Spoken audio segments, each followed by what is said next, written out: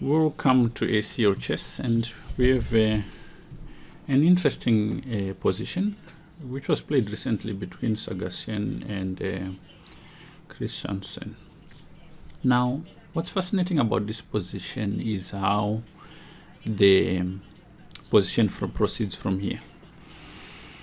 I think most of the time when people look at these videos, they are trying to somehow adapt what they see into their own game, and this is an opportunity to learn something very interesting. So if you are here for practice, just pause the video for a moment, see if you can identify the idea that Sargassian found in this position. If you are here for fun, we can just proceed. Okay, so here in chess, when we have a situation where you can push a pawn without interference to the last rank, we call it Excelsior. So in this position, Sargassian found a g4. It's a very interesting idea.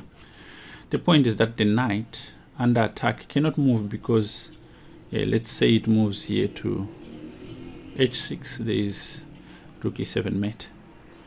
So after g4, the knight is bound to stay on f5, defending the square e7.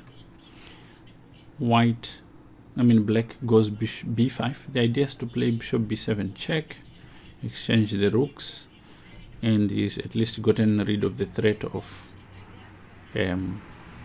mate, and he hopes that maybe the bishop and the compensation of the pawns might be able to hold the position. Sargassian took on f5. Now if you retake, let's say on f5 with the pawn, then after rook e7, eventually what's going to happen is that white will be able to promote this pawn.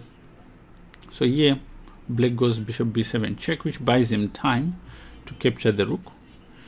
But in this position, white can take on g6 with check, and now we have a scenario where if the king takes the pawn, then the rook is not protected, so he's forced to keep an eye on the rook. And after g7 check, it then occurs that he doesn't really have a choice.